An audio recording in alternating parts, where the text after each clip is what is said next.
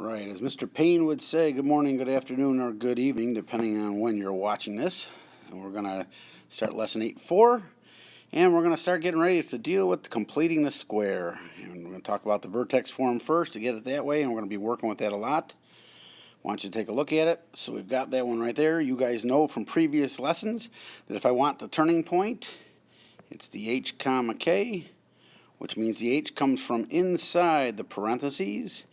And we always do the opposite of that. So the opposite of a -3 is a +3. And then our k we take from the outside. That's the amount we're going to shift up and down. The inside is how much left to right. And we do not change the sign on the piece outside, only the one on the inside. So we got a +2. So there's your turning point. Now in part B of this first exercise, they want you to determine the range. So we're going to bring that back into play here. I would obviously go and plot 3, 2. So 1, 2, 3 to the right and up 2. Put a point for my vertex. There was no negative, so it was no flip, so it's a right side up parabola going like that. So you should have a sketch that looks like that. And we want to talk about the range. Well, we know domain is left to right, and that would be all reals because this thing goes on forever if you take a look at it to the left and keeps going forever to the left and goes forever to the right. Range, on the other hand, a little bit different here.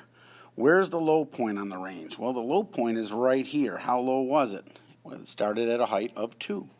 So for our range, write down that you start at 2. And where does it go? Well, once again, you take a look at it, it's going on forever upwards. So that means it's going toward, you got it, infinity. Infinities always get parentheses, and the 2 is a valid solid point. So you should remember it gets a bracket, and that's your range. Goes from 2 to infinity, inclusive of 2. Let's move on. All right, so in question 2 now, they want us to practice a little bit of multiplying again. Some of you guys are going to do tabular, so I can go back to the old thing with the tabular.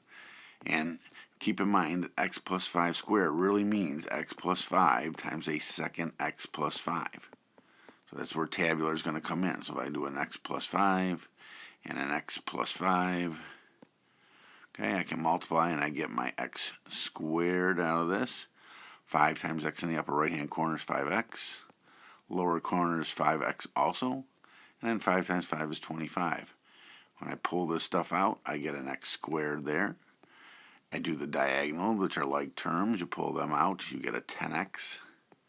And I pull out the 25 here.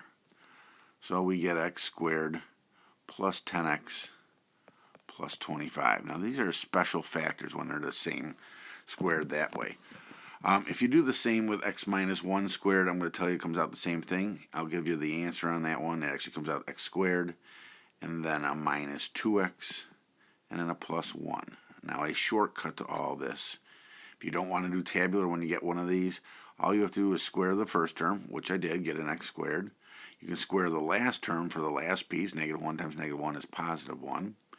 And then you need 2 of these to multiply together. Well, what's -1 times x? A -1x. So I need 2 of those -1x's, which makes -2x in the middle. Go back to the top one if you want to make a look again. What was x? Happens when I square it? X squared. What happens when I square the 5? I get 25. What happens when I get 5 times x? I get 5x. And when I double it, I get 10x. Oops, I forgot my x here, by the way. So now we fix that. All right. I want you to do C now. Pause the video and do C. And you try the shortcut if you want, or go right to tabular, whichever way you want to deal with it. All right, so here's a key piece here. They want to know from exercise 2, what do you notice about this form here? What's true about the relationship between the B and the C?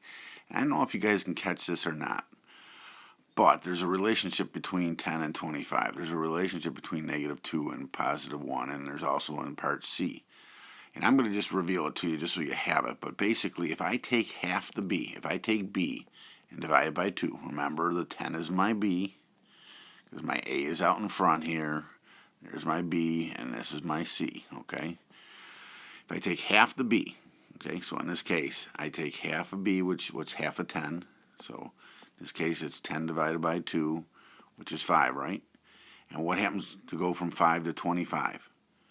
If I square that, okay, I'm just taking half that. It's not actually an equal sign here. If I square that, I get to 25.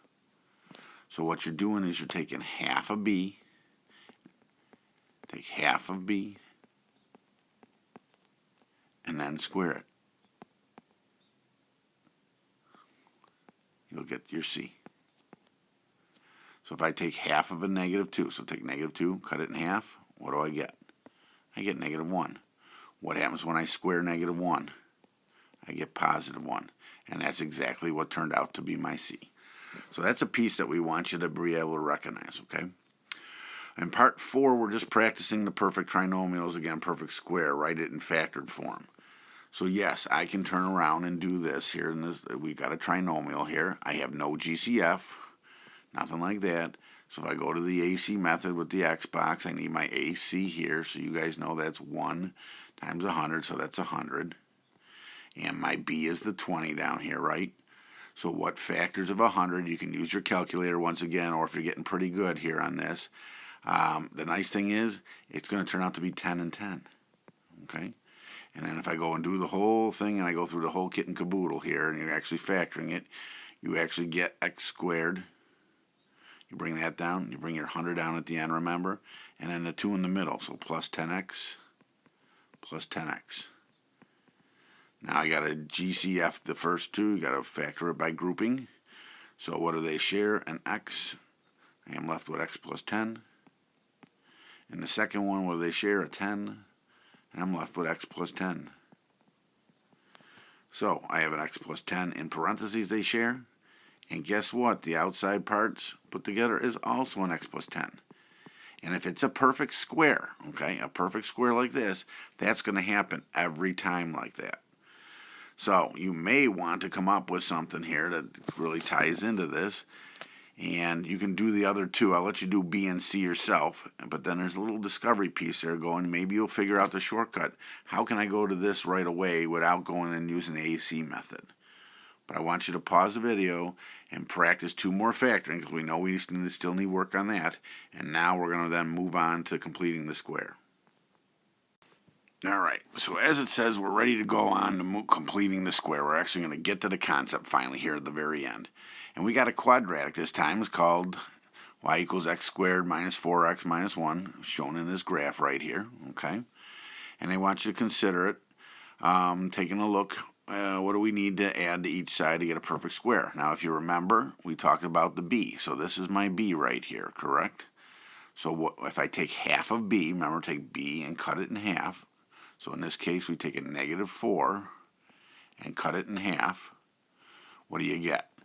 You get -2. And then what did we say we had to do with this from exercise 3? We had to square it. So you take the -2 and we square it. And the part that you would add to both sides is called a 4. Okay? Alright, so we're going to put this whole thing together now. And you've got the equation right here at the x squared minus 4x and that. What I want you to do is I want you to set that equal to 0. So set the x squared minus 4x minus 1 equal to 0. We are going to ignore what they said up here in this part. I don't want to do it that way. There's a long reason for it. We'll explain in class. Once you've got that, you set it equal to 0. First step, bring the c to the other side. Get it on its own side. Get it away from everything else. And that will connect back to step A we did. So you get x squared minus 4x, and that equals a 1. So then you do exactly what we talked about. You take half of the b. So in this case, we take half, and this is what we did back in the first step. So you got half of the b, which was -4 divided by 2, which is a -2, and we square it. And we got a 4 out of it here, right? So we add the 4 to both sides. That's all we're going to end up doing in this process, okay? So now, this thing on this side here is basically a perfect trinomial. You could do the AC method and factor it, but we know that when we took half the b here, which was a -2, I like to write that down in the next step already. And then I bring my x down, put it in parentheses, and I square it. All I'm doing is, if I actually factored this thing right here, it would be an x minus 2 times an x minus 2 when you got it done through the whole AC method process. And of course, that equals the right side, which right now is a 5. So that's completing the square, and that's where I'm happy with. Now, if they want you to go into this and get the vertex, all you do is move the 5 back over the other side. And if I did that, you would now have x minus 2 squared minus a 5 equals nothing. And that is called the vertex form, because you guys know you can pull the vertex from that. And in this case, we want the opposite of the thing in parentheses, so the opposite of negative 2 is positive 2. And we want the part here, tells you how much shifting up and down, which is a negative 5, which we don't change that. And that would be your vertex. That's the purpose of getting the vertex form, but we're not going to concentrate that way in the future. We're going to really be solving, and we rarely will go into vertex form. It's helpful, but not critical. But right now, we're just trying to learn this whole process. So if you come down here to the algorithm, it basically tells you, here are the steps. And the first step I would say is set the problem equal to 0. So set problem equal to 0. If it's already set to y, just change the y to a 0, because you want to know what's going on the x-axis. So set problem to 0. Okay? And then I'll call it a 1. That'll be one part A. One part B you can fill in here is move the C. Move C to other side. Okay? And then we follow the rest of the process. I'll call this part 1C then. It's basically take half of the B, then we go in part 2 here is square it, and then it says add and subtract it. I don't want subtracting. I want to add it to both sides. So please change that to add to both sides. Then we're ready to rock and roll, and you've completed the square. And we're going to do a bunch of these, so hang on to your horses.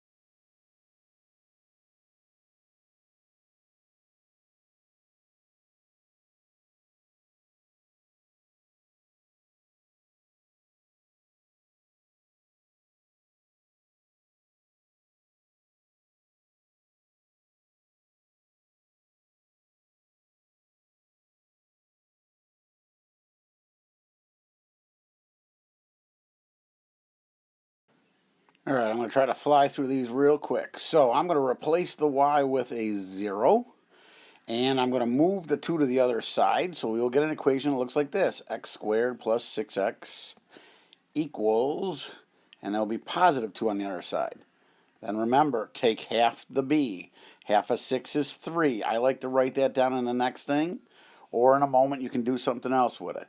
And then you got to square that. So when I square the 3, I get 9. So I add 9 to both sides. Right?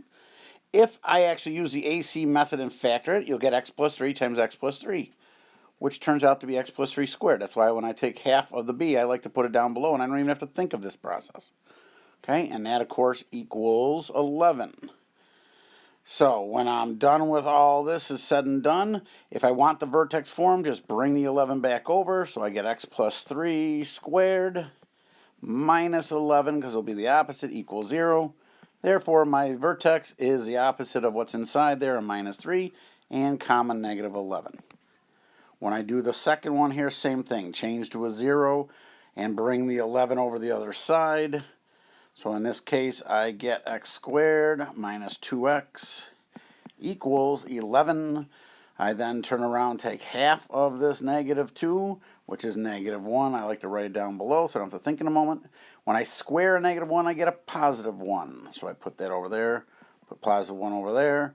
And so what I get here is basically x minus 1 squared.